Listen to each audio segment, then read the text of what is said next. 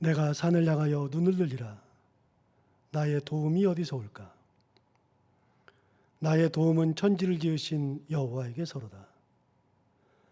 여호와께서 너를 실족하지 아니하게 하시며 너를 지키시는 이가 졸지 아니하시리로다.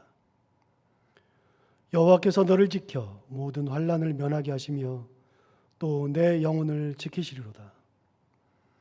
하나님은 영이시니 예배하는 자가 영과 진리로 예배할지니라. 아멘. 주님을 경배하리라. 사랑하는 성도들, 만나 말씀을 듣고 예배 가운데 모였습니다.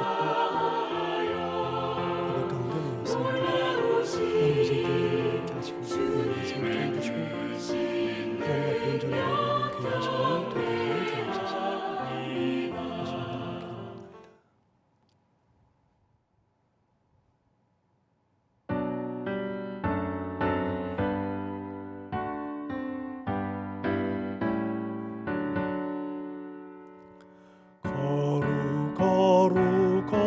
거룩 전능하신 주님, 이른 아침 우리 주를 찬송합니다. 거룩 자비하신 주님, 성삼위일체 우리 주로다. 거룩 주의 보좌 앞에 모든 성도 멸류관을 벗어드리네. 전군 천사 모두 주께 굴복하니 영원히 위에 계신 주로다.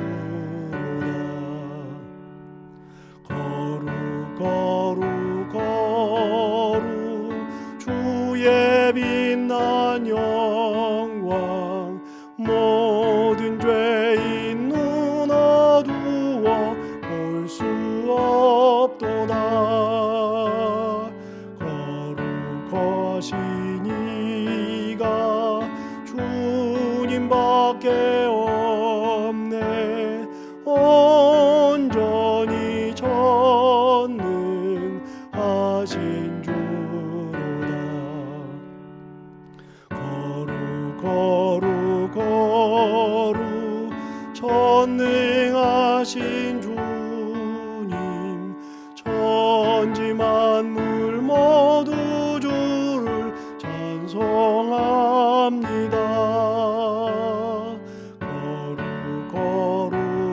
거룩 전능하신 주님, 성삼위일체 우리 주로다.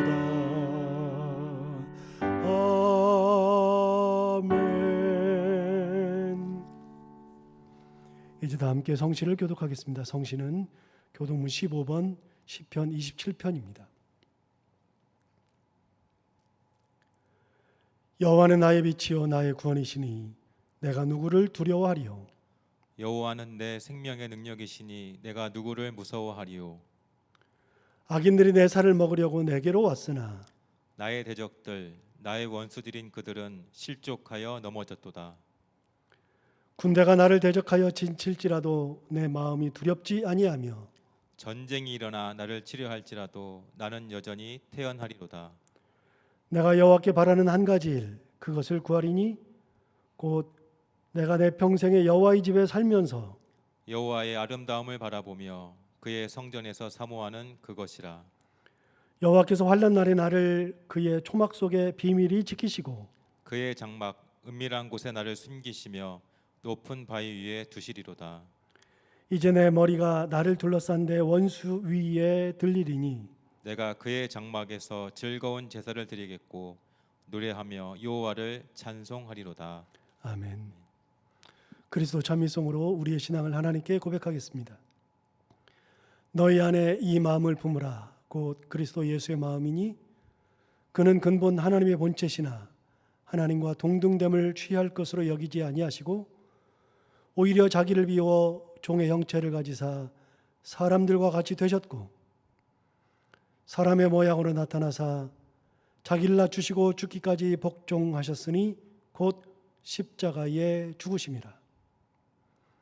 이러므로 하나님이 그를 지극히 높여 모든 이름 위에 뛰어난 이름을 주사 하늘에 있는 자들과 땅에 있는 자들과 땅 아래에 있는 자들로 모든 무릎을 예수의 이름에 꿇게 하시고 모든 입으로 예수 그리스도를 주라 시인하여 하나님 아버지께 영광을 돌리게 하셨느니라. 아멘.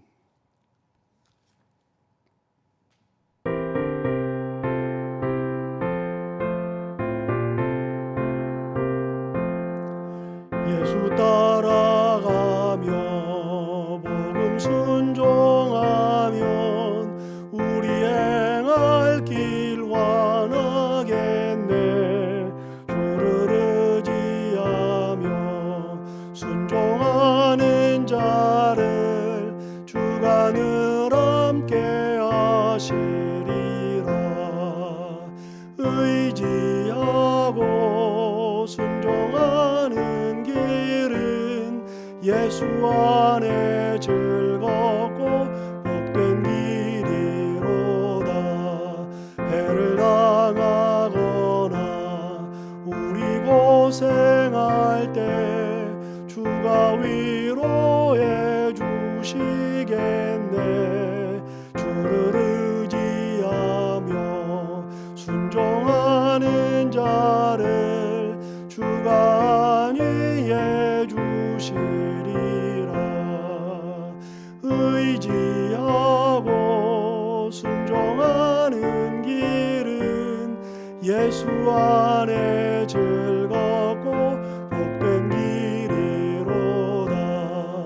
남의 짐을 지고 슬픔 위로하면 주가 상급을 주시겠네.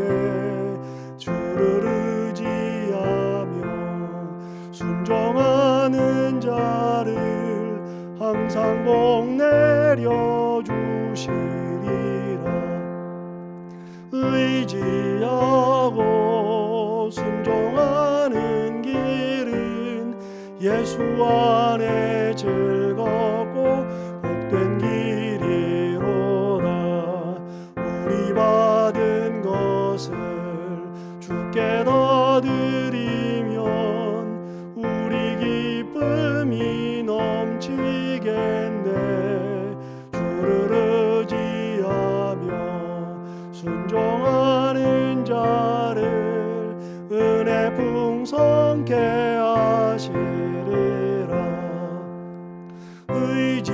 의지하고 순종하는 길은 예수 안에 즐겁고 복된 길이로다.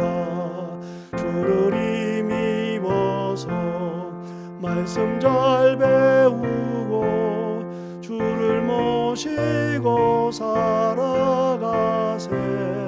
주를 의지하며 항상 순종하면 주가 사랑해 주시리라. 의지하고 순종하는 길은 예수 안에 즐겁고 복된 길이로다.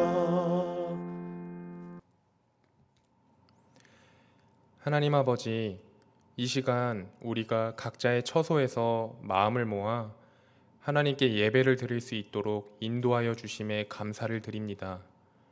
그리고 우리를 항상 좋은 길로 인도해 주시는 선한 목자이신 주님의 은혜를 입고 살아가게 하시니 또한 감사를 드립니다. 이 시간 우리가 주님의 은혜를 기억하며 온 마음을 다해 예배를 드리오니 주님께서 기쁘게 받아주시기를 간절히 원합니다. 하나님, 지금도 세상이 아파하며 신음하고 있습니다. 저희들도 녹록치 않은 인생을 힘겹게 살아가고 있습니다. 그렇기에 주님의 은혜와 긍휼을 간구합니다.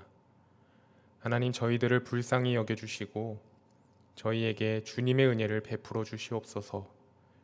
하나님께서 아끼시는 이 세상이 하루빨리 회복되게 하여 주시옵소서. 지금도 고통 속에서 신음하고 있는 주님의 백성이 있다면 그들에게 우리 주님께서 사랑으로 어루만져 주시는 큰 위로가 있게 하여 주시옵소서. 그리고 이 교회를 위해서도 기도합니다. 어지러운 세상에서 우리 교회가 빛과 소금의 역할을 감당하기를 원합니다. 하나님의 말씀을 따라서, 예수님의 가르침을 따라서, 성령님의 인도하심을 따라서 세상을 아름답게 밝히는 우리 신창교회가 되게 하여 주시옵소서. 또한 하나님을 바라보는 소망으로, 예수님을 닮고자 하는 결단으로, 성령님을 의지하는 마음으로 참된 그리스도인의 삶을 살아내는 우리 모두가 되게 하여 주시옵소서. 그리고 우리 교회와 성도들을 위해서 앞장서서 하나님을 붙들며 나아가는 담임 목사님을 하나님께서 살펴주시고 크신 은혜와 사랑으로 항상 함께하여 주시옵소서. 이제 목사님을 통해서 주님의 말씀을 전해 듣습니다. 저희들의 듣는 귀와 마음을 활짝 열어주시고 오늘 듣는 말씀을 통해서 우리 모두가 새롭게 되는 놀라운 은혜의 역사가 있게 하여 주시옵소서. 모든 영광을 주님께 드리오며 이 모든 것을 우리를 끝까지 사랑하신 예수 그리스도의 이름으로 기도드립니다. 아멘.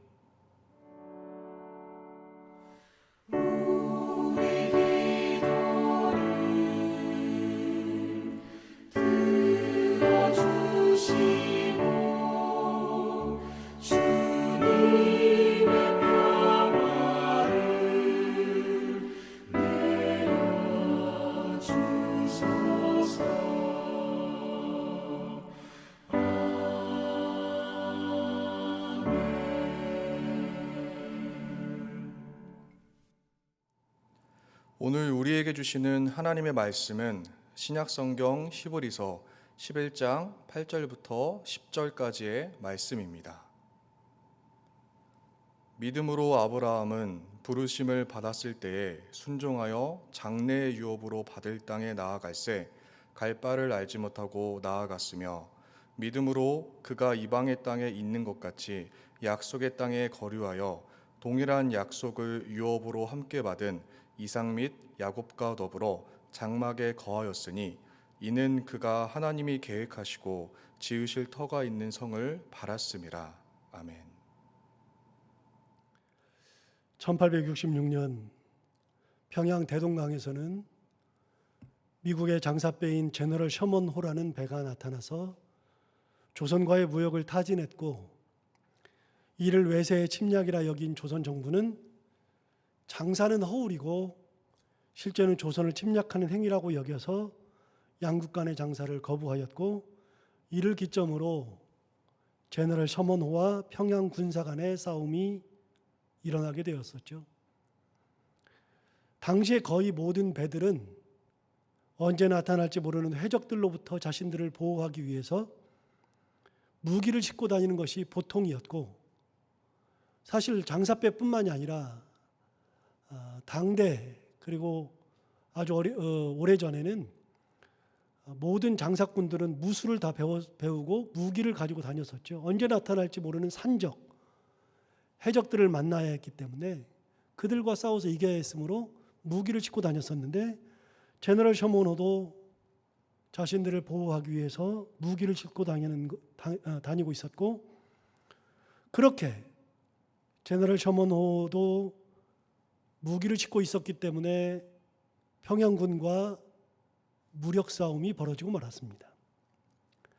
만만치 않은 싸움이 계속되었는데 이 싸움의 성패를 가른 것은 양측의 무기나 전략 때문이 아니라 엉뚱한 데에 있었는데 당시 제너럴 셔먼호가 대동강에 들어올 때가 8월 초였고 8월 초는 비가 엄청 왔기 때문에 물의 양이 많아서 큰 큰 장사배가 들어올 수 있었는데 싸움을 하다 보니 어느덧 8월 말이 되고 8월 말이 되자 불어났던 물이 바다 쪽으로 다 빠지면서 그렇게 물이 줄어든 줄도 모르고 싸우고 있다가 얼마 지나지 않아서 보니 제너럴 셔머노가 강바닥에 주저앉게 되었죠. 그렇게 강바닥에 주저앉아서 꼼짝달싹을 못하고 있을 때 평양군 측에서 조그마한 목선들 여러 개를 준비한 다음에 거기에다가 볏짚을 가득 실어놓고 볏짚에다 불을 당겨서 제너럴 셔머노에 흘려보냈고, 그렇게 볏짚을 실은 목선이 제너럴 셔머노에 와서 제너럴 셔머노가 불에 타서 그만 그 싸움이 끝나고 말았습니다. 그때 이 배에 타고 있었던 한 사람이 있었는데 그가 우리나라에서 최초로 순교한 영국의 런던 선교회에서 파송했던 토마스 선교사였습니다. 우리가 한 번쯤은 이름을 들어본 분이었고, 그리고 영원히 기억해야 할 만한 이름, 바로 토마스 선교사죠. 토마스 목사님의 아버지는 웨일즈의 한 시골 동네에서 목회를 하시던 목사님이셨고, 토마스는 어려서부터 그 교회에서 자라면서 아버지 그리고 교회의 많은 분들에게 철저한 신앙교육을 받았고, 그렇게 해서 대학을 갔었는데 어느 때부턴가 자기도 모르는 사이에 선교에 대한 열정이 마음속에 생기게 되었습니다. 하나님이 선교에 대한 열정을 불어넣으신 거죠. 그래서 그 꿈을 가지고서 주체할 수 없는 그 꿈을 가지고 선교를 하려고 5년을 기도하며 기다린 끝에 중국 선교를 하게 되었죠. 그가 중국 선교를 하기 시작했을 때 그는 조선이라는 나라가 있는지도 몰랐습니다. 조선이라는 나라는 생각해 본 적도 없었습니다. 그런데 그가 중국 선교 후에 운명처럼 조선이라는 나라를 만나서 조선에 와서 첫 번째 순교자가 되었죠. 런던 선교회가 그를 파송하기로 결정하고 그에게 두 가지 중요한 일들이 일어났는데, 하나는 목사 안수를 받는 거였습니다. 그래서 선교사가 되기 직전에 아버지가 심우하고 있던 하노버 처치에서 목사 안수를 받았죠. 그래서 그 교회는 큰 축제가 열렸습니다. 그 목사 안수를 받고 난 다음에 선교사가 된다는 것 때문에도 우리 교회에서 선교사가 나왔다는 것 때문에 축제가 벌어졌습니다. 또 하나 중요한 사건이 있었는데, 그 사건은 목사 안수를 받은 지 얼마 되지 않아서 중국 선교를 떠나기 바로 직전에 캐롤라인이라고 하는 한 여자분과 결혼을 하게 되었습니다. 그렇게 목사가 되고 남편이 되어서 선교사의 길을 가게 되었는데, 결혼한 그의 아내와 함께 중국 선교를 떠난 것이 그의 첫 번째 신혼여행이었습니다. 신혼여행 갈 틈도 없이 중국 선교 떠난 것 자체가 신혼여행이었죠. 그렇게 선교지인 상해로 가서 거기서 사역을 시작하게 되었는데, 상해에서 먼저 자리 잡고 있었던 시니어 선교사 무어헤드라고 하는 분과 짝을 이루어서 선교를 하게 되었습니다. 그런데 처음 선교를 시작하면서부터 그에게는 큰 문제가 생겼습니다. 시니어 선교사였던 무어헤드와 토마스 간에는 적지 않은 불협화음이 생겼습니다. 무어헤드의 성격이 한몫했고, 또 여러 가지 일들이 일어나서 둘 사이가 썩 좋지 않았습니다. 더한 것은 무어헤드 선교사와 토마스 선교사 그들의 부인들 간에 심한 다툼이었습니다. 흡사 전쟁과도 같은 그런 긴장감, 그런 사이. 그래서 아내들 간의 사이가 좋지 않아서 그것 때문에 굉장히 힘들었습니다. 결국 그 두 부인은 다 원수처럼 지내게 되었고, 그러다 보니까 토마스가 그곳에서 선교하는 것, 그리고 그 부인이 거기에 있는 것 자체가 고문이었고 지옥이었죠. 이때 캐롤라인을 위로해 준 유일한 친구 한 명이 나타났는데, 그는 바로 상해에 파송되어서 선교하고 있던 미국 선교사의 부인이었습니다. 미국 선교사의 부인이었기 때문에 영어를 같이 썼기 때문에 언어가 통했고, 어떻게 하다 보니까 마음이 맞아서 미국 선교사의 아내가 캐롤라인의 마음을 다독거려 주면서 둘 사이가 굉장히 친했습니다. 이들에게는 또 하나의 문제가 있었는데 바로 날씨였습니다. 토마스 목사가 선교회 지역에 도착한 것은 여름이었는데 그때는 큰 문제가 없었지만 상해의 겨울 날씨는 살을 애는 듯한 혹독한 추위였죠. 저도 영국에 있어 봐서 아는데 영국은 아무리 추워도 영하로 떨어지지 않습니다.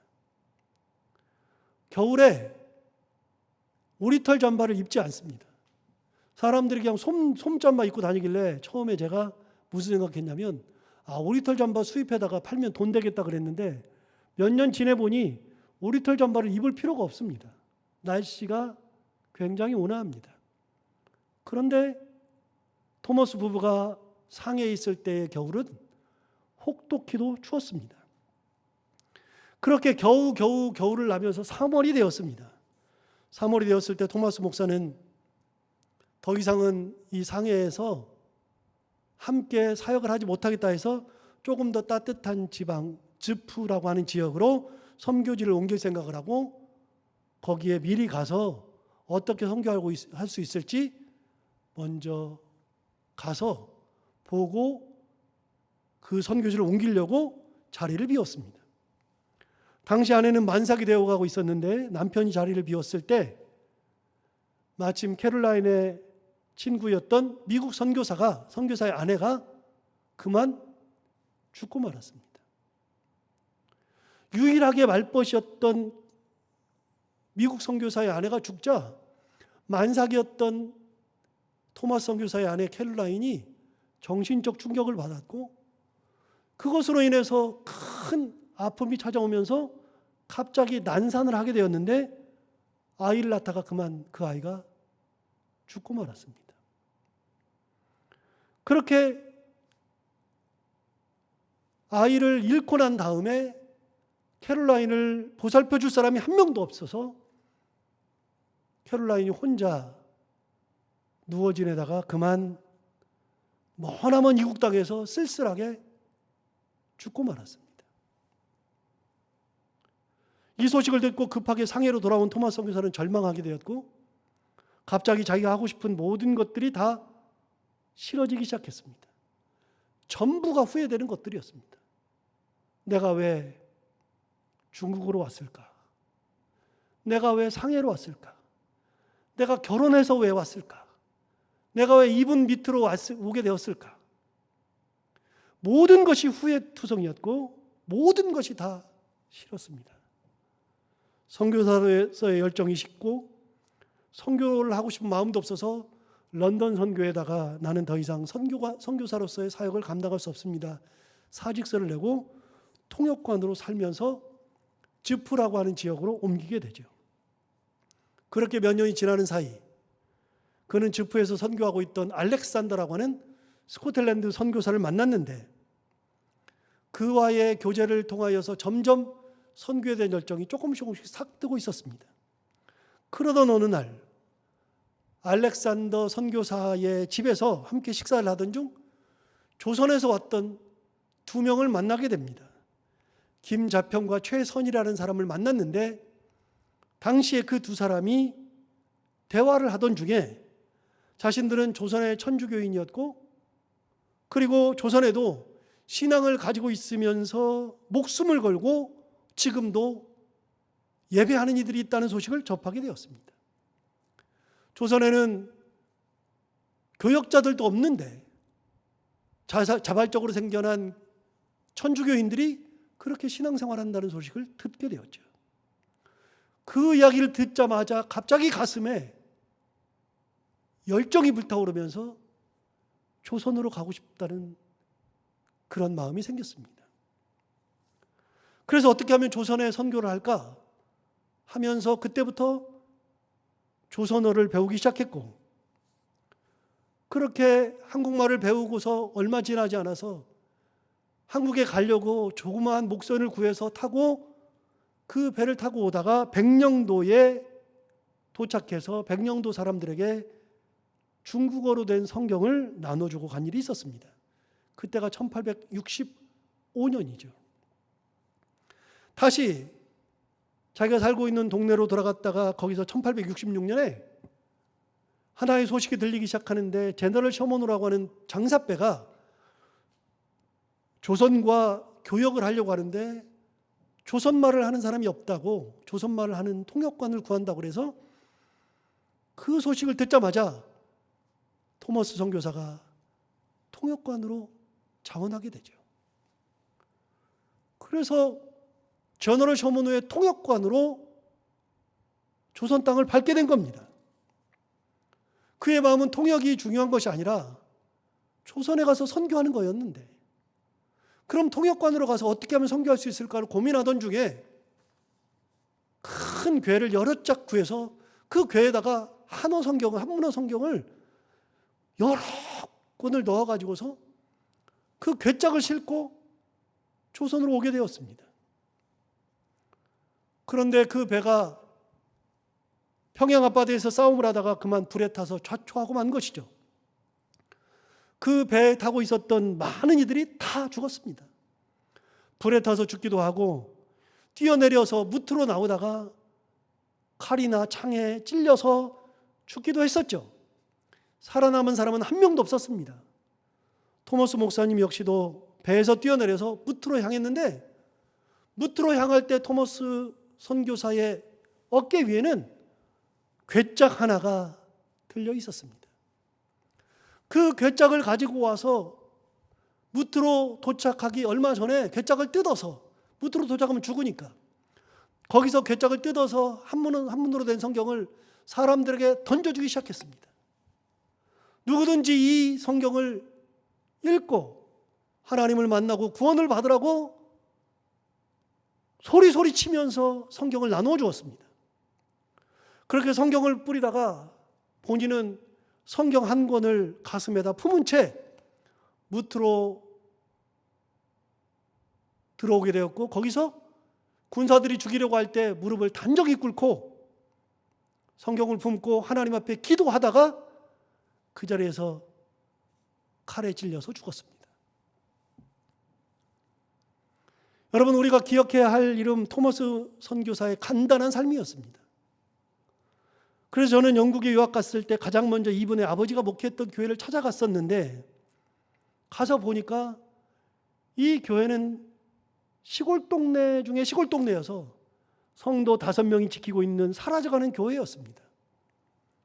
하도 설교를 해달라고 부탁하길래 저는 이제 막 도착했고 영어를 잘 못하니까 나중에 영어를 잘하면 오겠습니다. 그래도 상관없다고, 얼마든지 알아들을 수 있다고, 상관없으니 설교해달라 그래서 2번인가 3번인가를 가서 설교를 했었습니다. 그런데요, 저는 교회사를 전공한 사람으로서 많은 선교사들이나 역사적 인물에 대해서 관심을 가지고 책도 많이 읽고 그들의 사역들을 찾기도 하는데, 놀라운 것은 그들 모두 자신들의 계획대로 산 인물이 하나도 없었다는 겁니다. 내가 이렇게 해야지,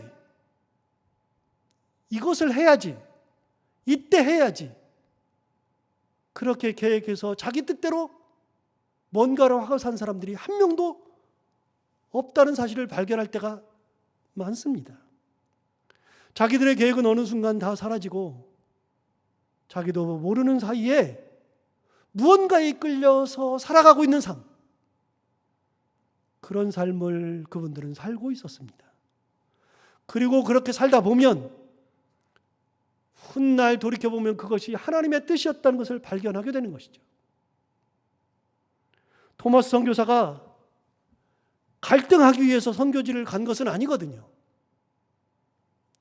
아내끼리 그렇게 나쁜 사이가 되기를 바란 것도 아니었거든요.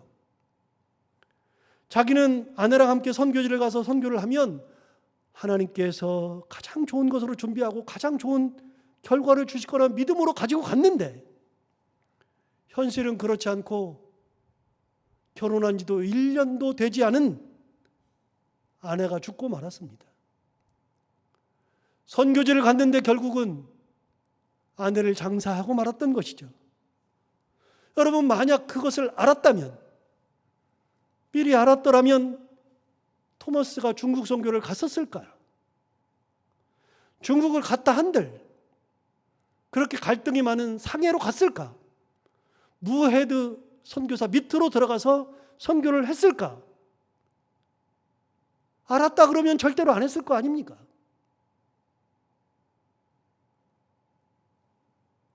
그가 조선에 와서 성경을 뿌려주다 죽게 된다는 사실, 이걸 알았다면 전어를 쇼문을 탔을까요? 그런데 놀라운 반전은 그 다음에 있습니다. 자기 뜻대로 되지 않았는데 평양에서 대동강가에서 피를 흘리고 죽었을 때 놀라운 반전이 생겼습니다. 토마스 목사를 칼로 찔러 죽였던 이가 박춘권이었는데, 박춘권이라는 분은 훗날 평양 장대현 교회, 널다리꼴이라고 합니다. 장대현 교회의 최초의 성도가 되었습니다. 그를 죽인 사람이 최초의 그리스도인이 되었습니다. 제너럴 셔먼호가 불에 타서 자초할 때 구경 나온 사람들이 있었습니다.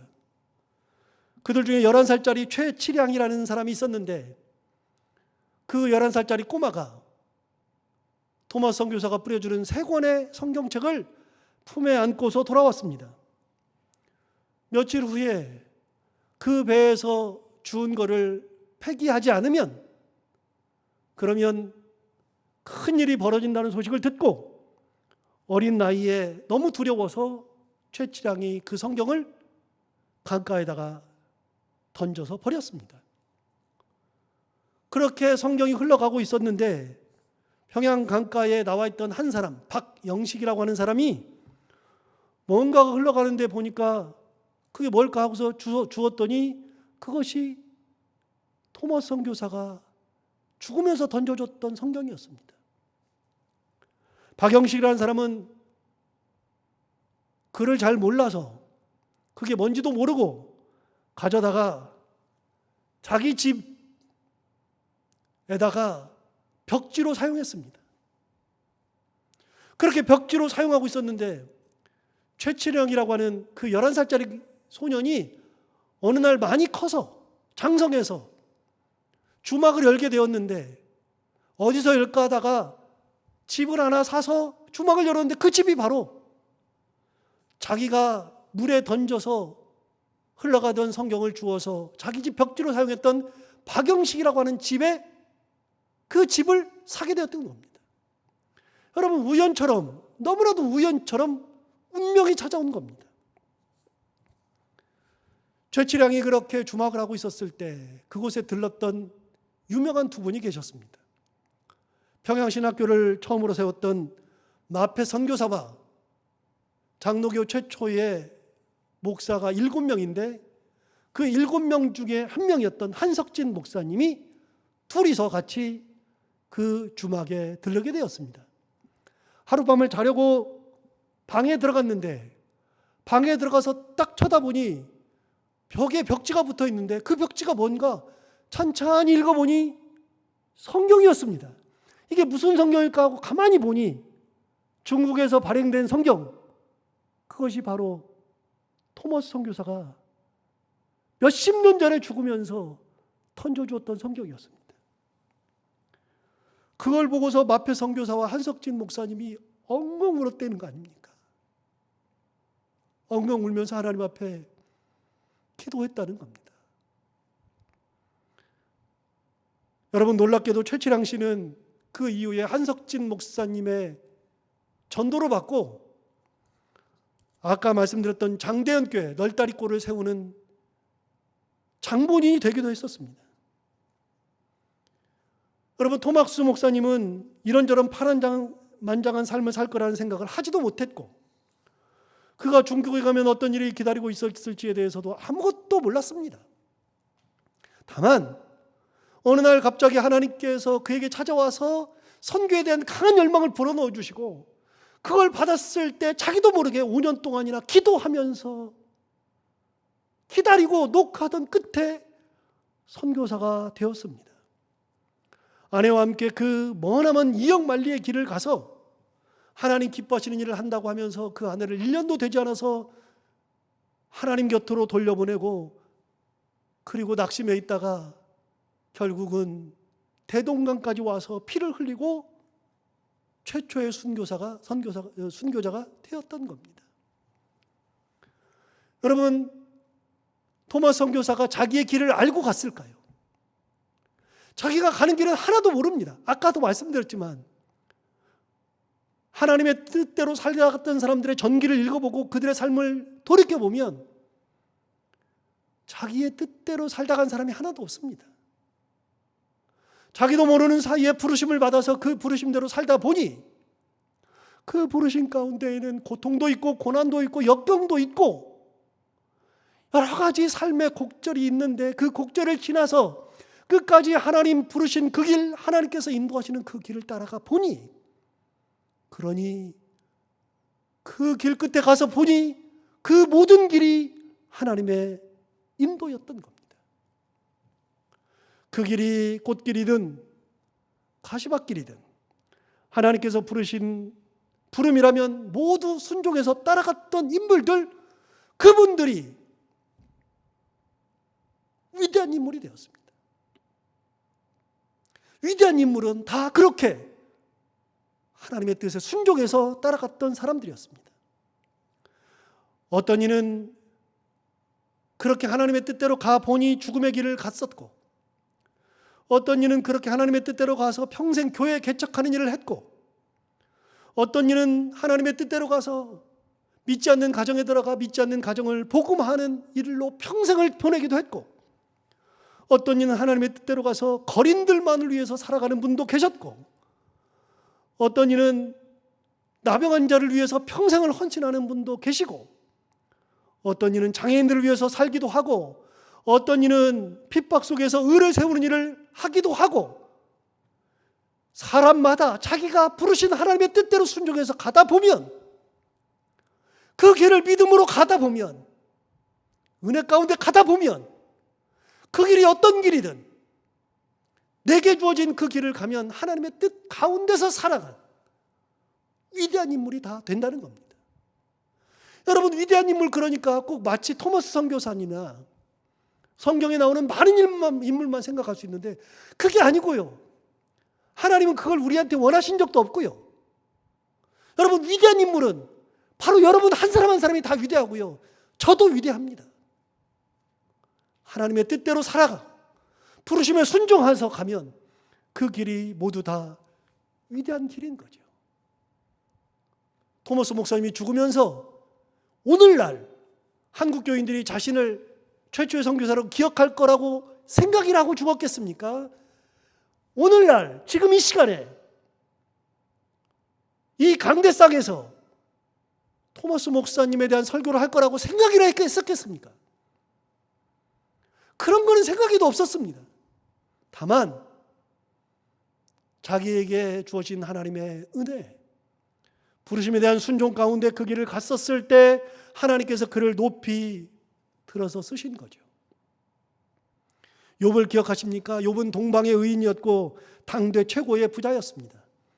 성경에 의하면 그의 재산을 양이 7,000마리, 낙타가 3,000마리, 소가 500결이, 결이는 한 쌍이니까 소가 1,000마리, 암나귀가 500마리라고 하고 있기에 그것을 대충 계산해 봤더니 지금 돈으로 약 400억 됩니다.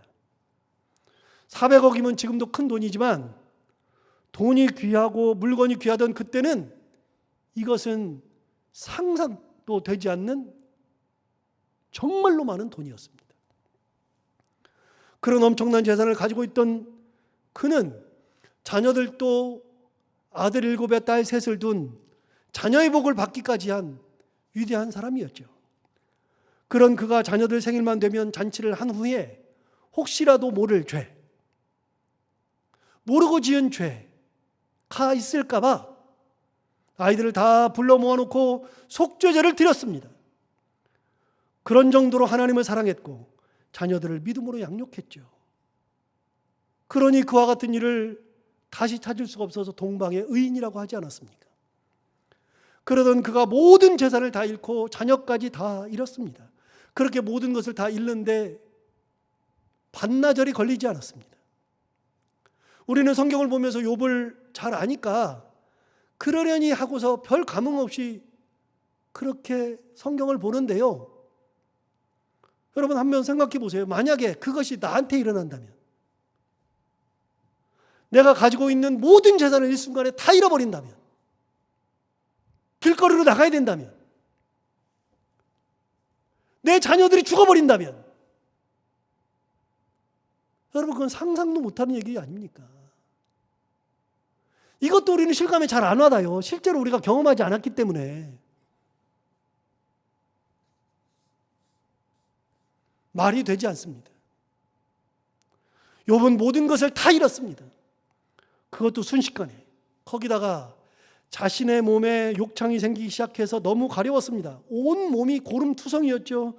손으로 긁기가 너무 힘들어서 기왓장으로 온몸을 박박 긁어야만 했었습니다. 그 모습을 지켜보던 아내가 하나님을 욕하고 죽어라 하고 저주를 퍼부었죠.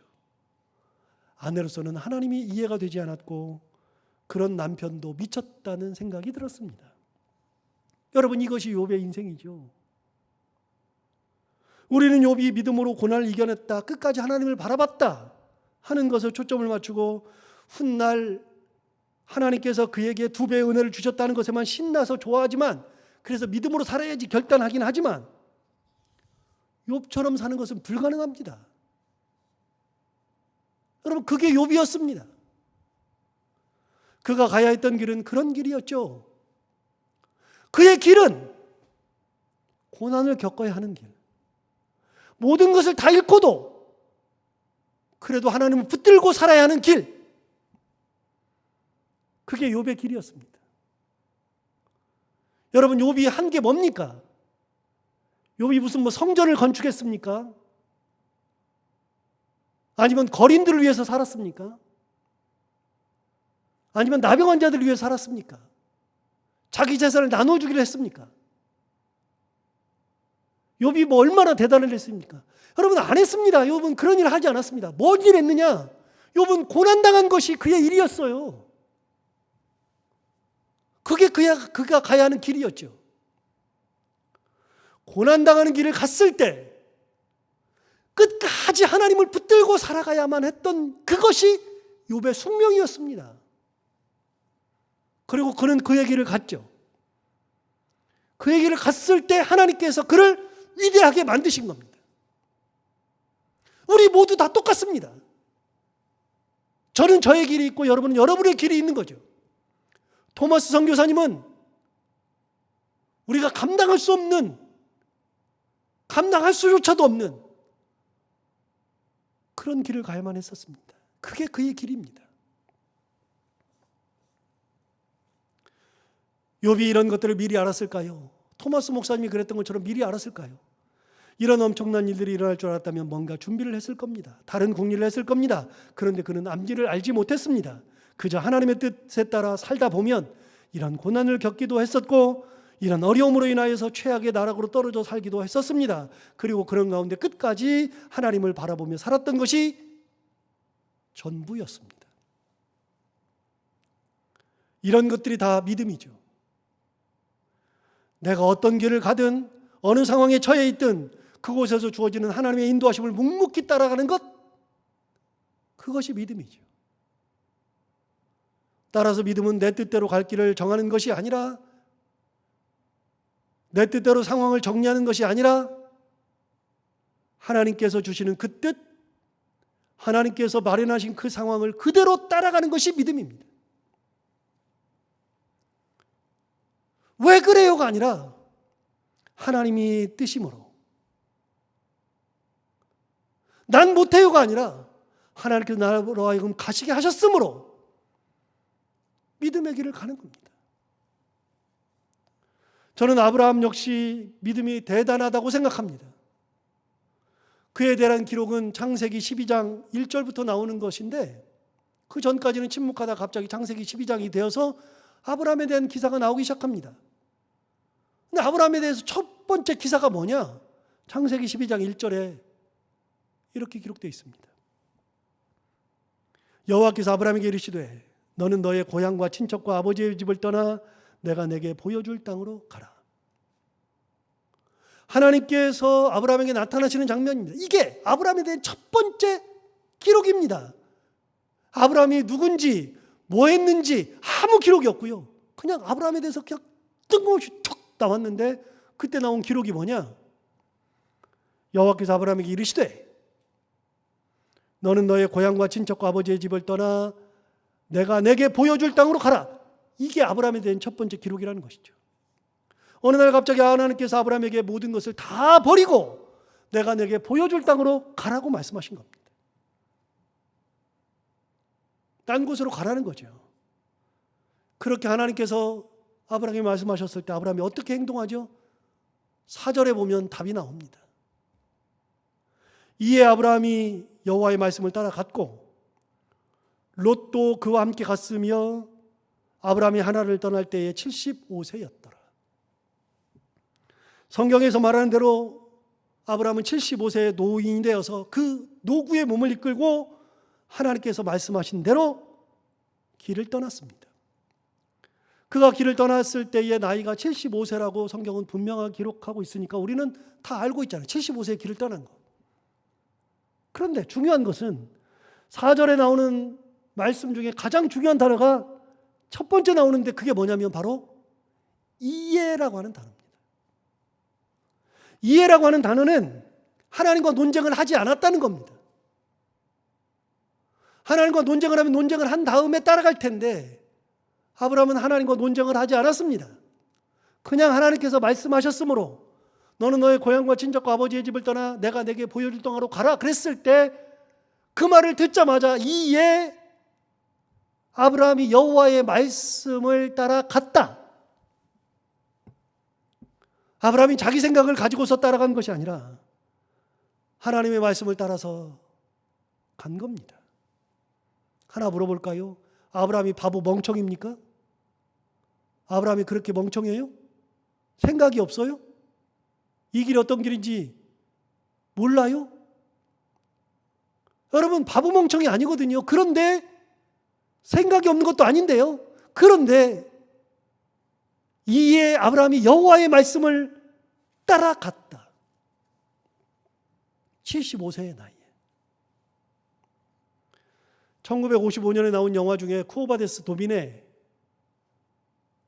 도미네라고 하는 영화가 있죠. 여러분 다 아시죠? 영화는 안 봤어도 그게 무슨 내용인지는 다 알죠. 언젠가 한번 보여드리고 싶은 때가 있는데 저한테 영화가 있으니까요. 그 영화가 있으니까.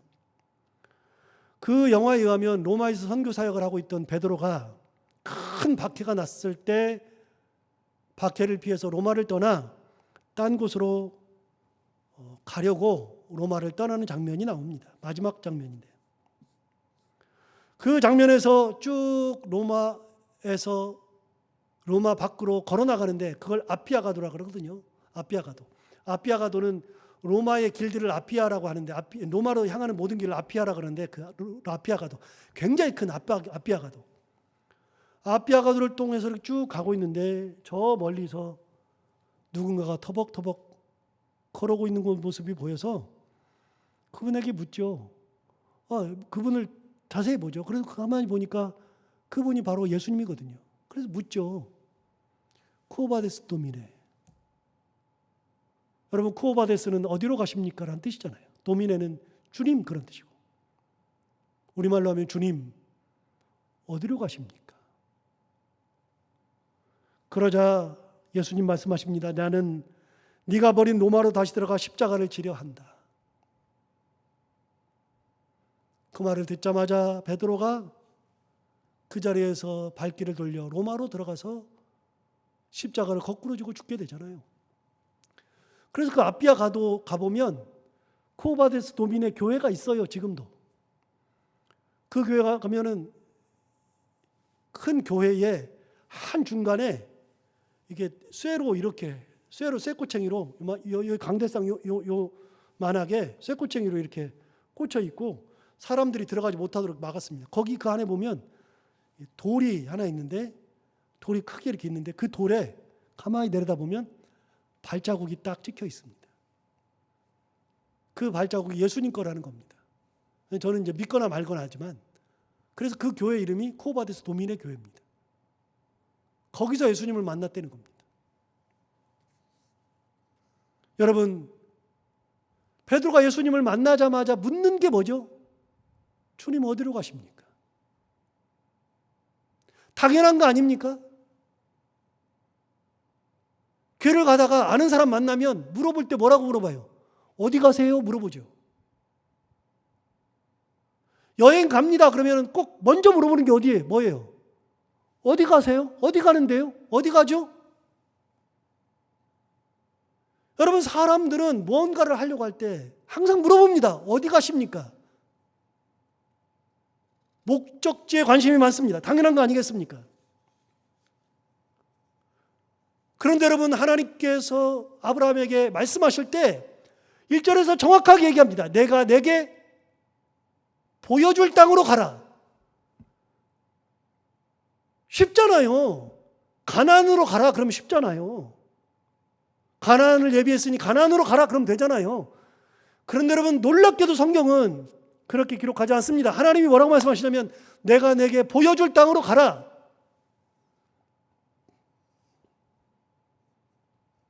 가장 황당합니다. 어딘지는 알고 가야죠. 어딘지도 모르는데 갈 수가 있나요? 그런데 절대 불가능한데 아브라함은 이 길을 갔습니다. 불가능한 길을 갔습니다. 그래서 히브리서 기자는 그의 신앙을 갈 바를 알지 못하고 나아갔다라고 했잖아요. 오늘 본문 8절을 볼까요? 믿음으로 아브라함은 부르심을 받았을 때에 순종하여 장래 유업으로 받을 땅에 나아갈새 갈 바를 알지 못하고 나아갔으며 라고 되어 있잖아요. 히브리서 기자가 딱 보니까 아브라함이 가는 그 길은 어디로 가는지도 모르는데 가는 겁니다. 갈 바를 알지 못해요. 어디로 가라 그래야 가죠. 너 가라. 내가 너에게 보여줄 땅으로 가라 그랬는데 어디로 가라고요? 보여줘봐요. 보여줘봐. 보여주지는 않거든요. 그런데 보여줄 땅으로 가라 그러는데 아브라함은 그것을 하나님의 말씀 듣고 따라갔습니다. 그가 갔던 길이 어딘지 모르지만 하나님께서 말씀하셨으니까 간 겁니다. 그냥 걸었습니다. 어디로 가야 할지 몰라도 그냥 걸었습니다. 그렇게 하루를 걷고 저녁이 되어보니 이만큼 와 있었고 아침이 되었을 때 어디로 갈까 고민이 되었지만 다시 걸음을 걸어서 가다 보니 저녁이 되어서 가보니 이만큼 또 왔고 아침이 되어서 또 가야 하는데 어디로 갈지 모르지만 가다 보니 이만큼 또 왔고 그렇게 간 겁니다. 여러분, 갈 길이 한두 가지예요. 여기도 있고 저기도 있고 많이 있지 않겠어요? 그런데 그냥 가는 겁니다. 그럼 그 걸음을 누가 인도하시는가? 그 걸음을 인도하시는 이는 여호와시잖아요.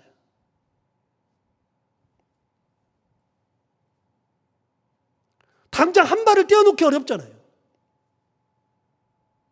그런데 한 발도 내디딜 수 없는 그 상황에서 나도 모르게 한 발을 내디뎠어요. 예를 들어 볼까요? 내가 저쪽 길로 가고 싶어서 가는데 가시밭이 쫙 있어요. 도저히 갈 수가 없어서 돌아서 왔어요. 하나님께서 그 길을 막으시는 거 아닙니까? 그러면 저 길을 가려고 그랬는데 저 길은 도저히 못 갈 어려움이 있어요. 그래서 그 길로 못 가고 이 길로 갔어요. 가다 보니까 이걸 누가 인도하시는가? 그 걸음을 인도하시는 이는 여호와시잖아요. 하나님이 인도하셨잖아요. 하나님 뭐라 그래요? 내가 내게 보여줄 땅이래요. 목적지도 몰라요. 그런데 갔어요. 그래서 히브리서 기자가 딱 보니까요.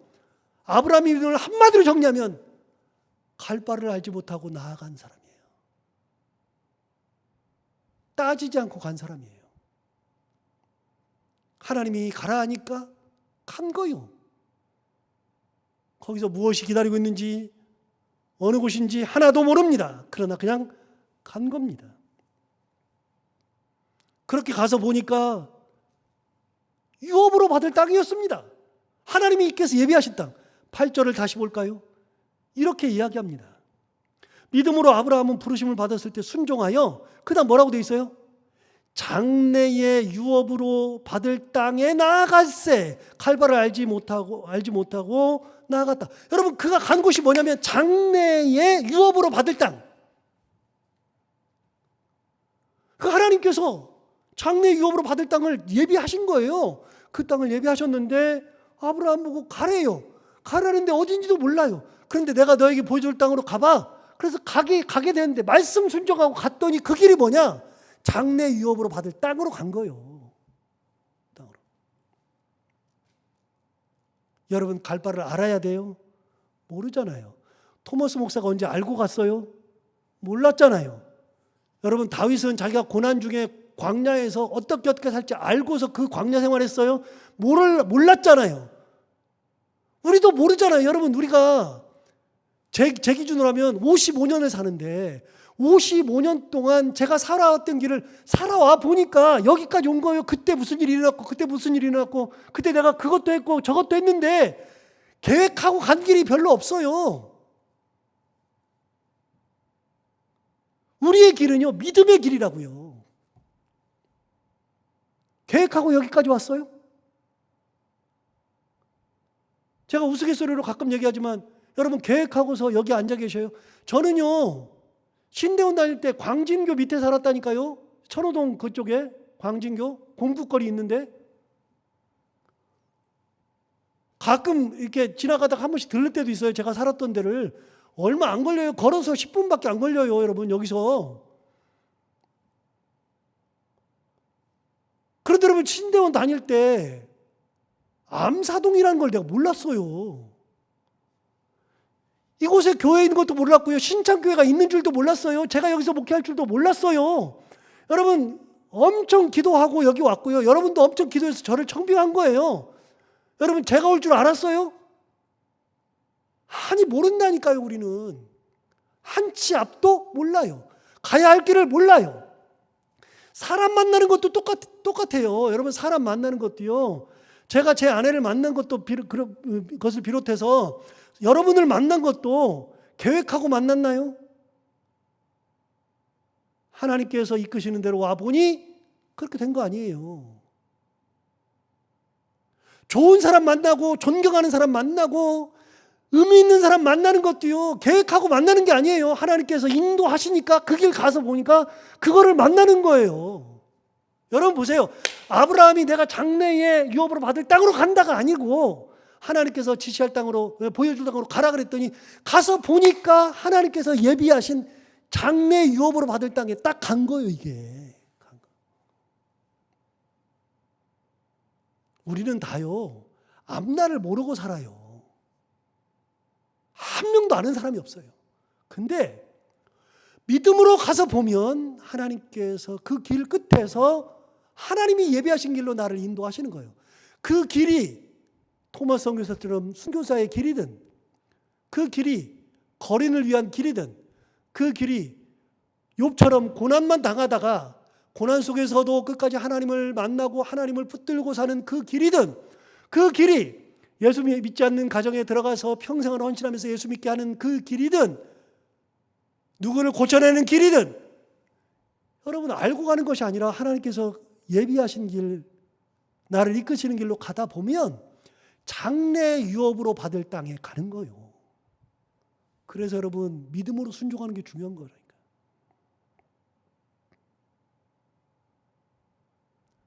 믿음은 그래서 순종을 동반합니다.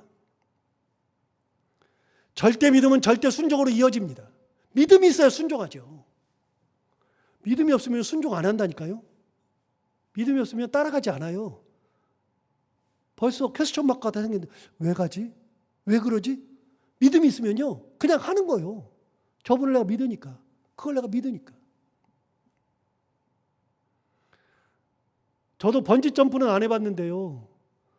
그 뭐 코끼리 열차 이렇게 다람쥐통도 타보고 뭐 그다음에 뭐 독수리 요새 그래가지고서 뭐 빙글빙글 도는 거 타보고 그다음에 롤러코스터도 타보고 막 그랬는데요. 여러분 그거 타고서 안 죽는데요. 그런데 그거 타면 다 무서워요. 왜요? 떨어져 죽을까 봐. 근데 그거 타고 죽는 사람 진짜 별로 없거든요. 떨어져 죽을까 봐. 에이, 괜찮아. 안 죽어. 믿음이 있어야지만 타는 거예요. 그리고 그걸 즐길 수 있는 거예요. 믿음이 없으면, 그나마 믿음이 있으니까 두렵기는 해도 믿음이 있으니까 타는 거예요. 믿음이 있으니까 하는 거예요. 믿음이 있으니까 순종하는 거예요.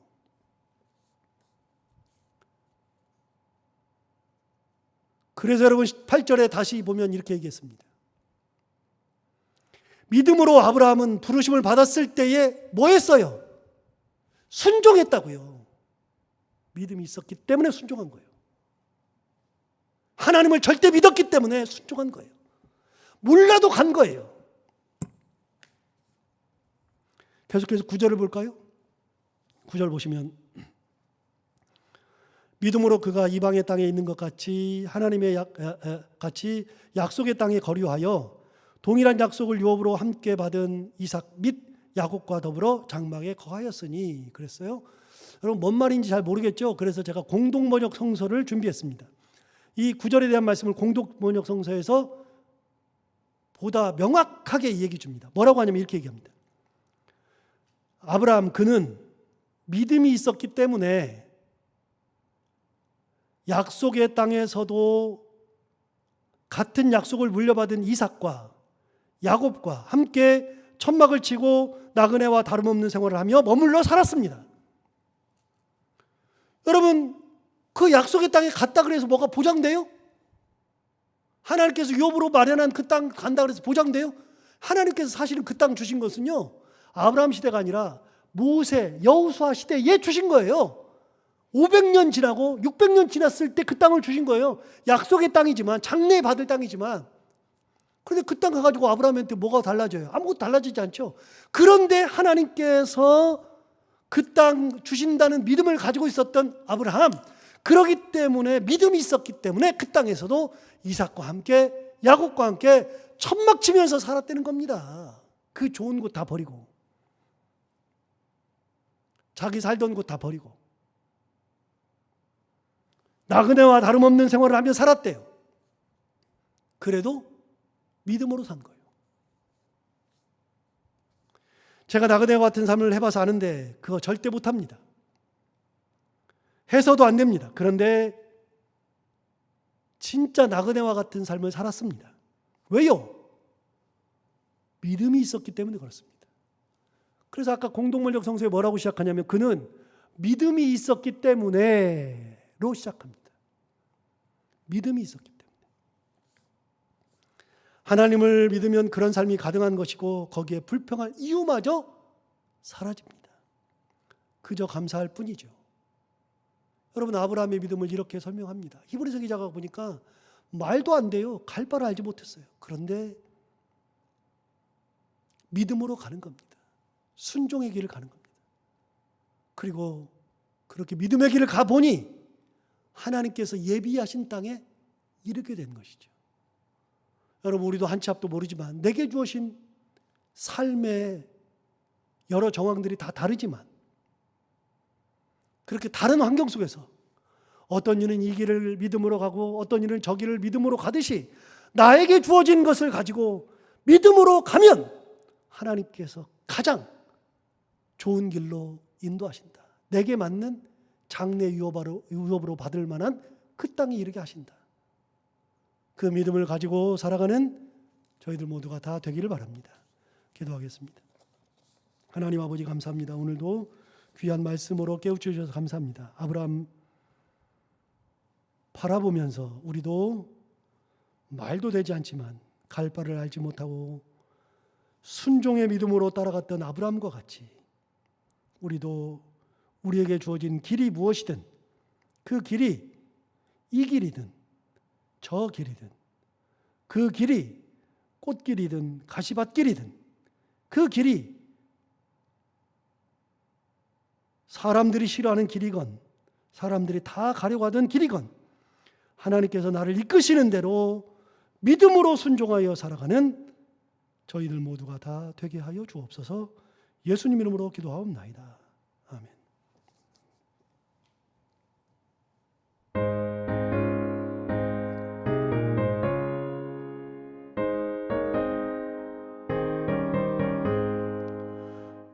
푸른바다 나선이 몸 어디든지 가오리다. 괴로우나 즐거우나 주만 따라 가오리니 어느 누가 막으리까. 죽음인들 막으리까. 어느 누가 막으리까. 죽음인들 막으리까. 아골골짝 빈들에도 복음 들고 가오리다.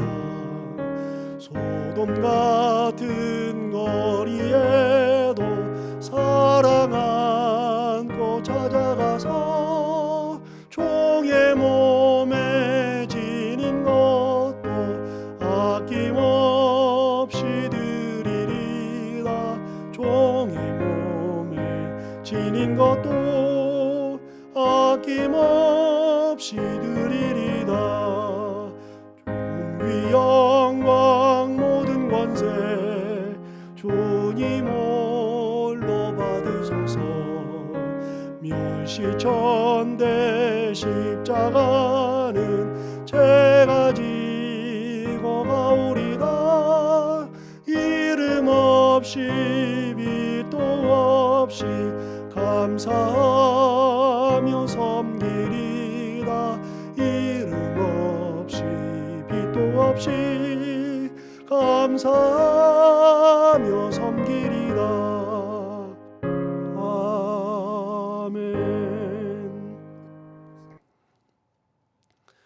사랑하는 성도 여러분, 한 주일 동안 어떻게 지내셨는지요?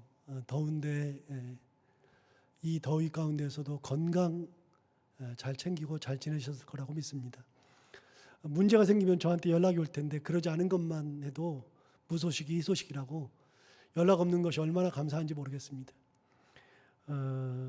이 더위 끝날 때까지, 그리고 코로나 끝날 때까지, 4차 유행이 끝날 때까지 우리 다 건강하게 잘 지내시기 바랍니다.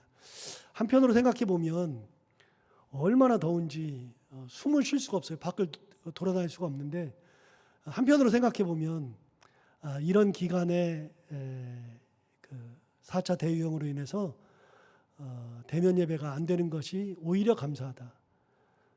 가을에 좋은데, 날씨 좋은데 이렇게 비대면 예배를 해야 되면 그거는 좀 그런데, 너무 더운데 나오기도 힘드는데 이런 기간이어서 또 감사하다. 뒤집어 보면 또 감사도 있는 것 같아요. 여러분, 아무튼 더위 잘 이겨내고 코로나 걸리지 마시고 끝까지 건강하게 잘 지내셨다가 웃으며 만날 수 있기를 바랍니다.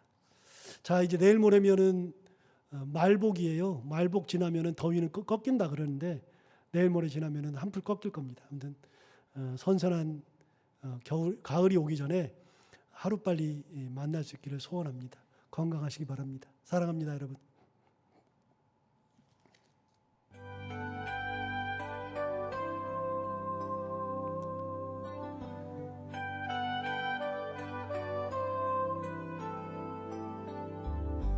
지나간 일들을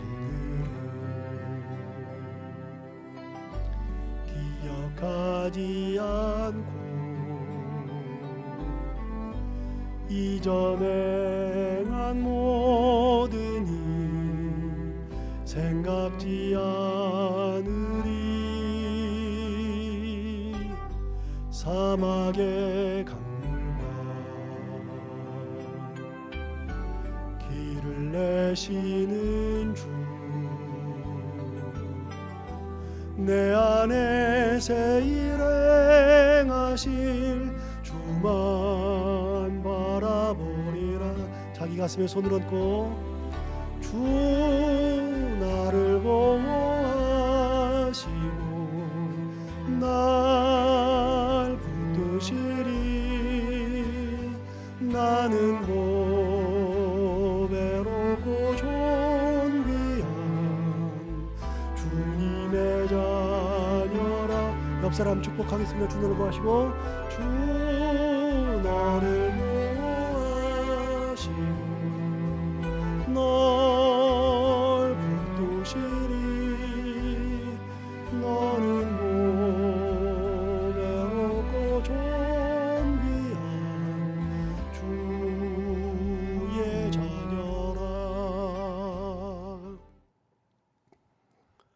예수 그리스도 은혜와 하나님 아버지 크신 사랑과 성령이 교통하심이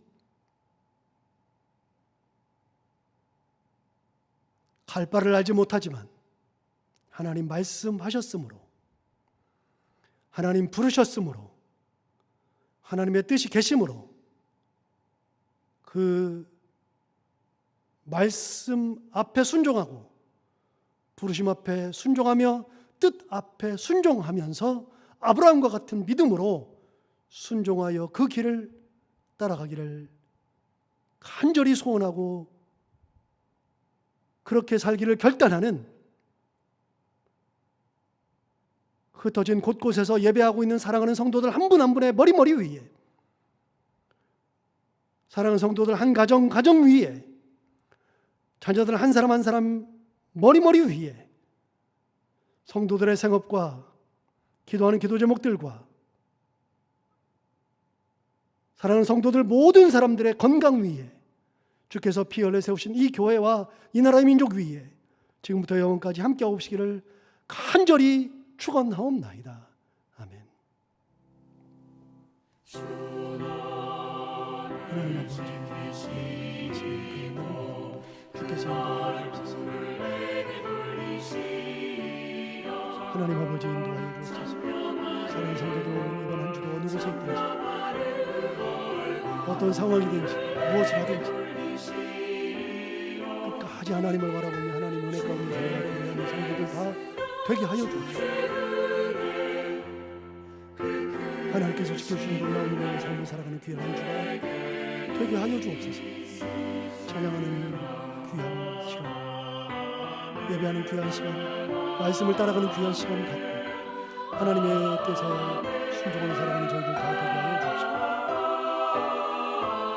이 어려움 가운데서도 성도들 곳에 있든지 감동 상하지 않고 끝까지 하나님 은혜 가운데 살아가는 귀한 한 주가 되게 하여 주옵소서. 예수님의